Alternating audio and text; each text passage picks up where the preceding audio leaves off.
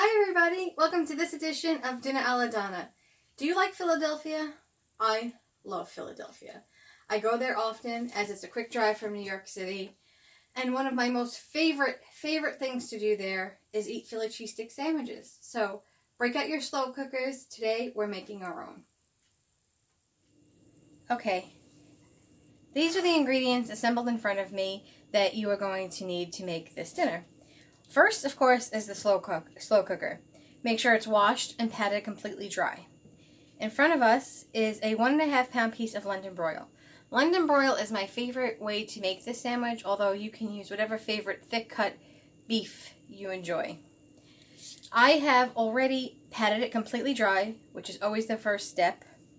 And then I had, in a paper bowl, because why wash an extra dish, assembled what I wanted to rub on my steak.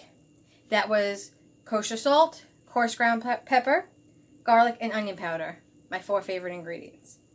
I've rubbed both sides of the steak and just set it aside. I'm going to pick it up now, hopefully gracefully. Maybe not. Yikes. And place it in my slow cooker. That goes in first. Now, because I have a bit of a germaphobe area, I've already rubbed the steak before showing you, because once I touch raw meat, I have to scald my hands with water and wash all the surfaces. Just be very careful. It's very easy to catch bacteria that way. Okay, next up is this dish. These are scallions, very roughly cut garlic, white onion, and shallots. I was confused those two names, but these are shallots. Until about a year ago, I didn't know what a shallot was until I actually went hunting for them in a grocery store. They are the little pinkish bulb items always adjacent to the white onion. So if you can't ever find them, that's where they should be. And I just cut this all up. You don't have to use scallions, but I really like scallions. Much like caramelized onions, I feel like scallions give your food an extra hit of flavor, and they're so easy. I always wash and chop them as soon as I come home, so that during the week I can use them in anything that I'm making that I think they will make better. So this is all just going right in here. Of course, if you don't have one of these ingredients, that is completely fine. Use what you have. Next up are some mushrooms. If you don't like mushrooms, leave them out.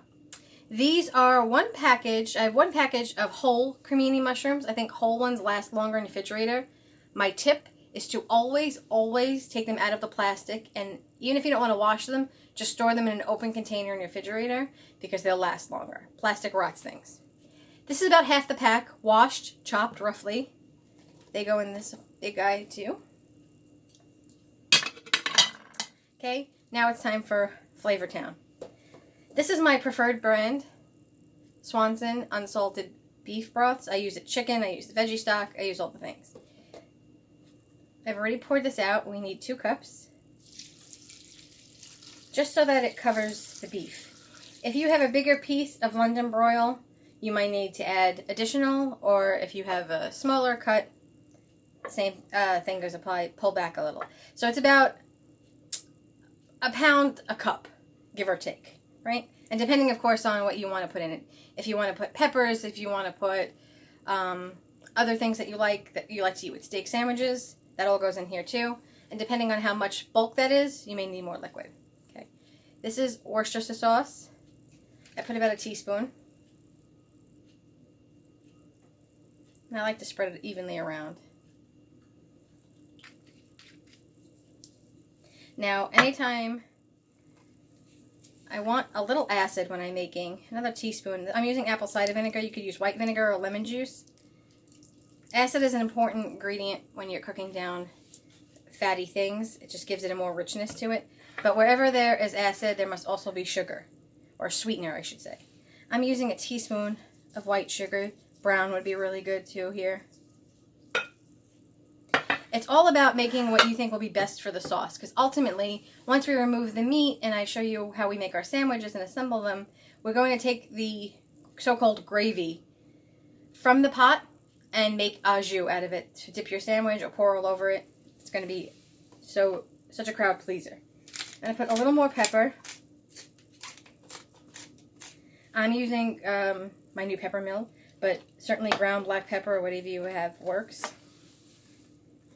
And only recently have I become a salt snob because I finally have all the salts that I wanted. I'm using Diamond Crystal Kosher Salt, which until again recently, little sprinkle, I didn't know was preferred to Morton's brand because it is actually less salty. There's less sodium in it, if that makes sense.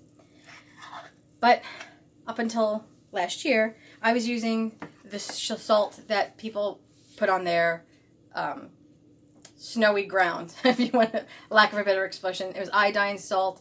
You always use what you have, and there's no shame in it. It will still be good. Now, this is my secret ingredient, secret weapon. As you can see, I've been becoming a bigger fan of good seasons and going back to things that I ate in childhood. This is the garlic and herb packet. You can use whatever ground herbs or fresh herbs you have in your house that you like here. But cooking for me has always been about the flavors that I like and achieving them with what I have. I found that this is a game changer for this dish. I've made it without it. Don't care for it. So that whole packet goes in. Now I'm going to add a little bit more liquid because while I don't want to have too much au jus left over, I do want enough for the sandwiches, and I have quite a full pot here. So I'm going to add another 1/4 cup.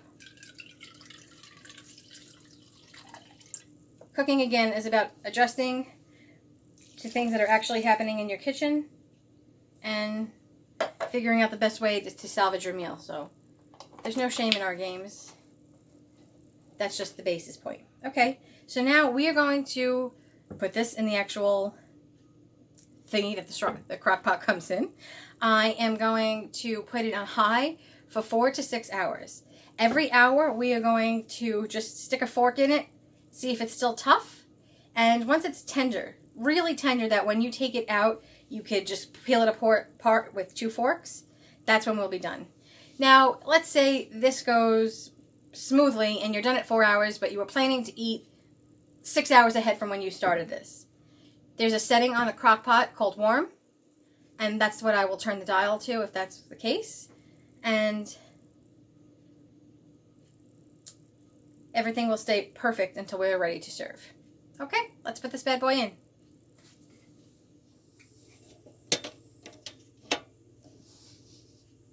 So we are about halfway done. See, it's still a little hard, but the colors are starting to look cooked. Maybe another hour or 2. Currently, we are about at the 3-hour mark.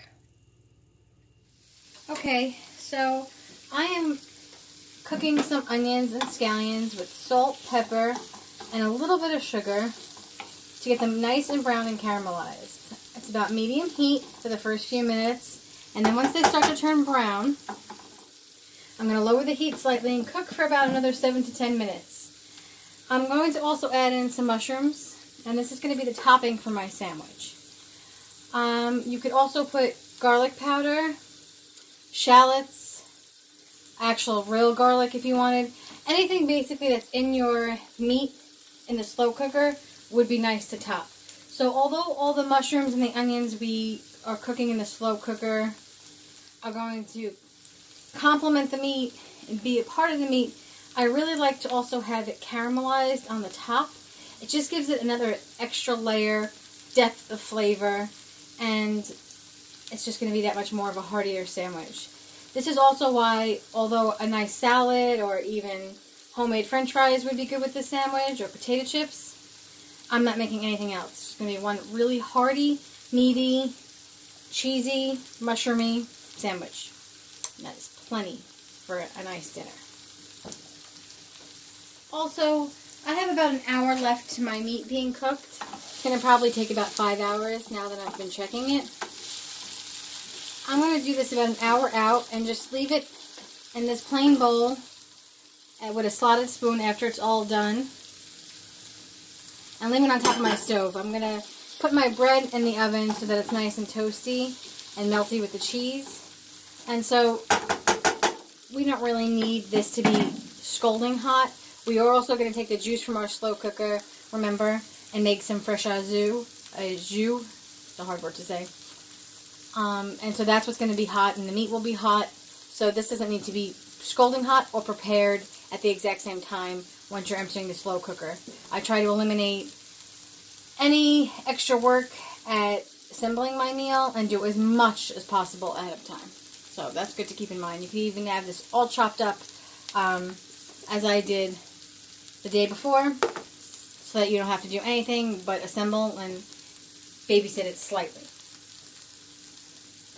My onions are starting to get a little translucent, and so now I'm going to add my mushrooms because I want them to also caramelize and be coated with the same flavor as the onions.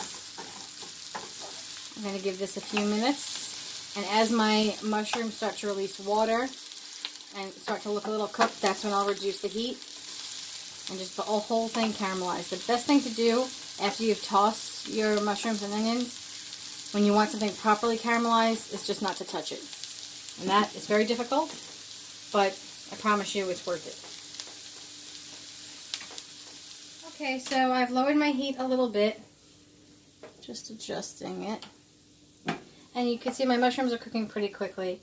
I put a little drizzle of extra canola oil, which is what I had in the base of my pan before I added the onions, to top the mushrooms so that they would sweat out a little bit. So that's basically what we want. I like my onions very gummy, and I want my mushrooms to be the same way. All sweated out between the water, the drizzle of the canola oil, the salt, pepper, and a little bit of sugar. And that's going to make them really brown. So we are almost done. A few more minutes to go, and these are going to be beautiful. I'll take a slotted spoon, put them in my bowl, and just leave them alone until I'm ready to assemble my sandwich. As promised, my mushrooms and onions look perfectly sweated out and caramelized. So now I'm going to just use the slotted spoon to get all that goodness. If you have a little bit of extra oil, you don't really want the oil because you're going to use the au jus in case you want a little bit more moisture on your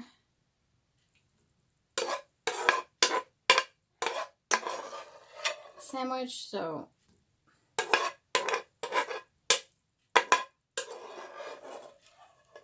every last onion, every last bit.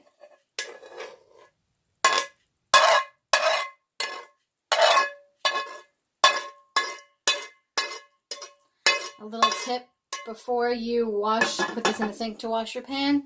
If you have any excess oil, I like to wipe it out with a paper towel. That way there's not grease in your sink.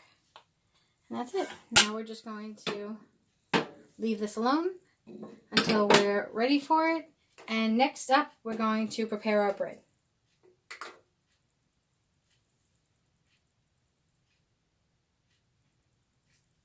Okay, let's talk bread, guys. I have here an old-fashioned loaf. That's what it's called at my bakery.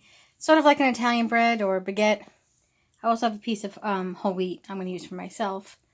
Just slice it open as big as a sandwich size you want. And what I like to do is, if it's fresh bread, I just leave it alone. But I bought this bread yesterday, and all I did was take it out of the wrapping, and as you can see, wrap it in aluminum foil. I'm going to put mine in the oven just to get a little warm and toasty. But if you don't want to, you don't have to. And whatever you have left over, keep in the aluminum foil. Maybe put a Ziploc bag over it. And keep it in the freezer. And then you have fresh bread whenever you want to make your sandwiches again. Just take it out a couple hours before. Leave it at room temperature. And it will be perfect. We are about 4 hours and a half from when I started. It's getting there. It still feels a little tough when I touch it to the fork, but right before it gets really tender, it still feels that way. So don't freak out if that happens to you. It's getting there. It's on its way. 5 hours and 15 minutes since I started cooking my meat. I just sliced it. Came out perfectly. This is my bread. Each piece has a little bit of horseradish on it. And then you see pepper jack, Colby jack, cheese. I'm going to bake my bread and melt my cheese in the oven at 350 for about 5 minutes, and then assemble my sandwich. Okay, so I've taken all of the liquid that was in my slow cooker. I've added 2 teaspoons of cornstarch, and I have the heat on low, and I'm just going to keep whisking until my sauce thickens, and then that will be the perfect au jus to either put on my sandwich or dip on the side. Okay, my bread is all toasty, my cheese is all melted, and the 5 minutes it took for my cheese and bread to get warm and cheesy and toasty, my au jus is complete. I shut the heat off, and now I'm going to assemble meat on one side of the bread, mushrooms on the other, and au jus on the side or on the sandwich. If you don't have cornstarch when you're using the au jus, or creating it rather, you can use flour. Just make sure you're whisking as you're doing it on a low flame so there's no white clumps in your au jus. And that's it. Dinner is served.